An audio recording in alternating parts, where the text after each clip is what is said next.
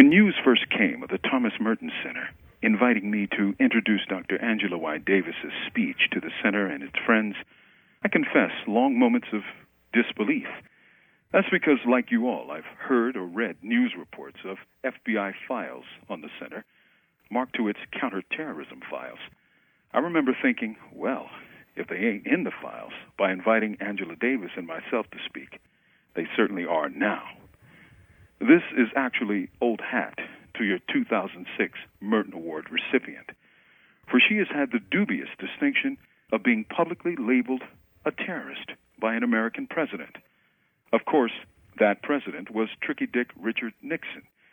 So it's a lot like President Bush calling someone stupid.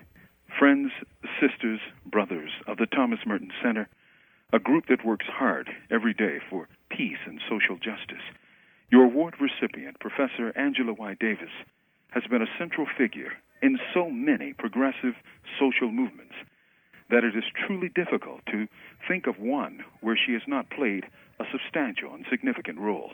The student movement, the Black liberation movement, the feminist movement, the socialist movement, the anti-war movement, the gay rights movement, the prison abolition movement. Unless you're a devotee of Professor Davis's writings, that last one probably threw you a bit. Prison abolition? Yep. In 2003, Seven Stories Press and Open Media put out her book, Is the Prison Obsolete?, where she examines the long, tortured history of the prison system, and as usual, she hits the issues on the head. I remember talking to my sister, a fervent Pan-Africanist, who, after she read Professor Davis's book, remarked, "It was very interesting, Moo, but prison abolition? I don't know about that. You got some crazy dudes in there, and out here." That's my sister. But it gives you some sense of the foresight and farsight of a woman like Professor Davis, who is always moving forward, asking questions, probing, looking into the darkness before us and peering for the light. Sisters, brothers, friends, may I respectfully suggest that for those of you who have not yet done so, please read the works of Professor Davis. Might I suggest her 1998 compilation, The Angela Davis Reader, edited by the brilliant Joy James and published by Blackwell Publishers of Malden, Massachusetts. Here one finds essays and articles from her earliest days, as fresh and as insightful as the day they were written, including later works of political and cultural analyses. Reading it, I felt like I had gone back to school, for the learning was exquisite.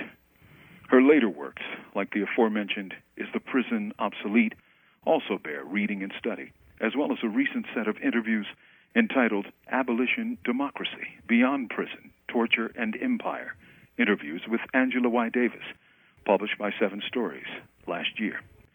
Here she discusses with depth and clarity the times we live in under the depredations of the Bush regime. She also argues for what she terms abolition democracy, one drawn from the brightest history of America, from the abolition movement of the past, which gives us models of possibility into the present, to tap into that which Lincoln so eloquently called the better angels of our nature. Dear friends, I thank you all for the opportunity to introduce a singularly brilliant student, teacher, activist, scholar, cultural analyst, and critic, and constant thinker, Dr. Angela Y. Davis, tenured professor at the University of California at Santa Cruz, and distinguished recipient of the Presidential Chair in African American and Feminist Studies at the University of California.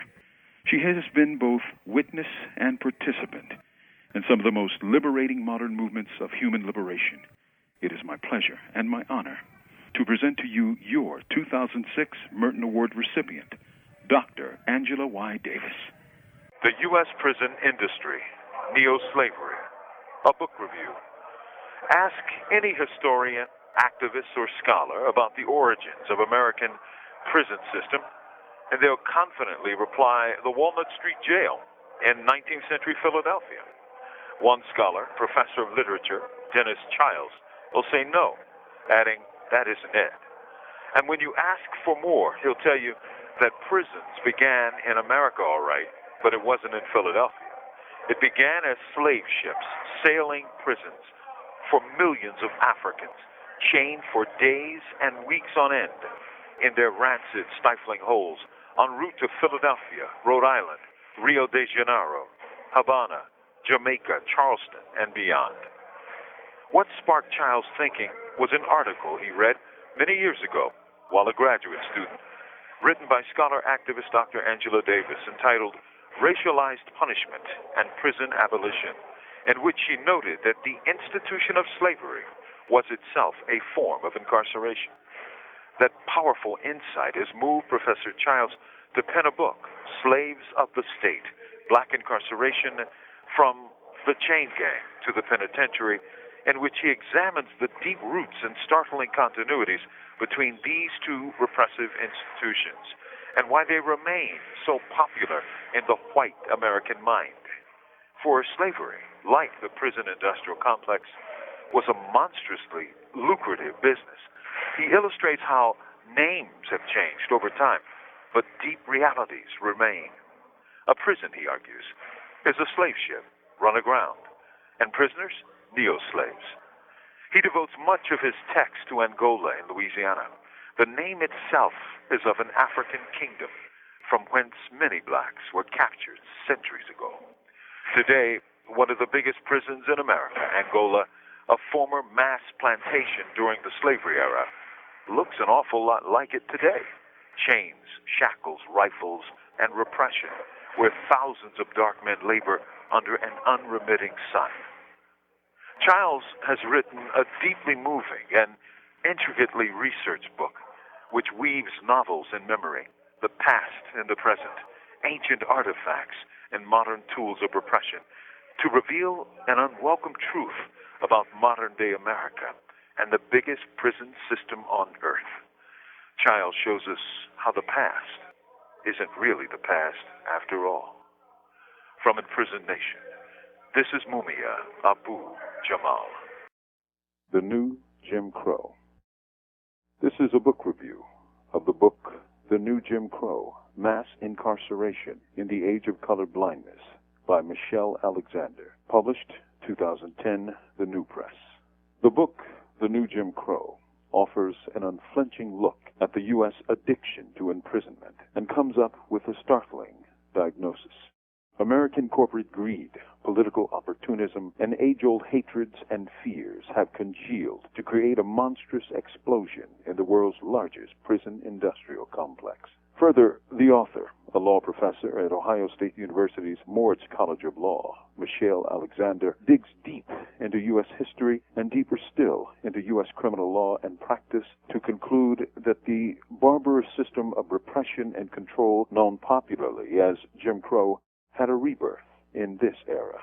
That's why she calls it the new Jim Crow. This system of discrimination came into being much as the first one did. After the rout of the South by the Civil War, millions of newly freed Africans exercised these new rights under Reconstruction. But this period was short-lived, and as soon as possible, states passed harsh laws known as black codes, which criminalized behavior by blacks and exposed them to the repression of Southern prisons, where convicts were leased out to labor for others. It was a rebirth of slavery by other means. This present era began at the height of the U.S.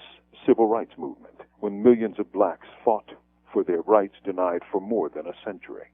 Alexander concludes that this new system, this new coalescence of white economic and political interests, targeted blacks, especially those engaged in the drug industry, as the human capital with which to provide construction, prison staff, and other appendages of the prison industrial complex. But perhaps Alexander's most salient point is her finding that America's black population constitutes a racial caste that feeds and perpetuates mass incarceration. Indeed, every other societal structure supports this superstructure, from broken schools to deindustrialization to population concentration in isolated urban ghettos, to the violence of police, to the silence of the black middle class. One might argue that such a claim seems unsustainable when we see a black president, hundreds of black political figures, and those in entertainment or sports. But Alexander explains that every system allows exceptions, for they serve to legitimize the system and mask its ugliness and its gross effects. For example, while it's well known that apartheid was an overtly racist system, it allowed Asian and even African American diplomats to live and work in such a regime by the political expedient of identifying them as honorary whites. When comparing both systems, Alexander argues that the U.S. imprisons more blacks, both in raw numbers and per capita, than South Africa at apartheid's height. From death row, this is Mumia Abu-Jamal. These commentaries are recorded by Noelle Hanrahan of Prison Radio. Memories of Safiya. This is an excerpt from an introduction to an upcoming collection of Safiya's essays prepared by her daughter, Wanda. It goes like this. For me, reading the thoughts of Safiya Bukahari is a bittersweet experience. For to read her is to hear her and to recognize her brilliance, her acute intelligence, her self-deprecating humor, her deep commitment, all that, but mostly her searing honesty. Such thoughts evoke an almost ethereal aroma of sweetness, like passing by a sunlit garden in a spring breeze. Then we must acknowledge the truth that she is no longer among us, and that many of us didn't take the time to let her know how brilliant, beautiful, intelligent, committed, and honest we knew she was. Why not? Because we wrongly assumed that we could do it tomorrow, that we could drop her a letter next week after the present project was over. We had time. But she did not. That fierce, powerful, determined Panther woman expired like a supernova, quickly, abruptly, in a flash, lighting up the heavens like a morning star. Did she know? In her final fevered hours, did she know how admired she was, how respected, how loved? Hence the bitterness. My memory of Safiya actually predates her adoption of her Muslim name. To a young, bare-faced Panther transferred from Columbia Avenue's Philadelphia branch office to the Black Panther Party East Coast Ministry of Information office in the Bronx, she was Sister Bernice, a tough, salty-mouthed officer who ran the office with grit and will. Those of you who are familiar with my We Want Freedom, A Life in the Black Panther Party may recall my recollections of Panther women, and in particular Sister Bernice, who ran the Bronx BPP office with all the tenderness of a drill sergeant. In describing this sister, I recalled she could be mercurial. At one moment, she could be whispering encouragement to you as you worked on a project, but in the next, she would bark out, "Drop down and give me 20, and stand there, her dark, bespectacled face an impassive mask of obsidian, as she counted out the push-ups. 1, 2, 17, 17 and a half. Give me a real push-up, nigga. 18, 18, 19, 20. The office was a beehive of Panther productivity, and she, Sister Bernice, was the undisputed queen. That Sister Bernice would later emerge as Safiya Bukahari. Her studies and life experiences of love and war led her to become a deeply conscientious and religious woman.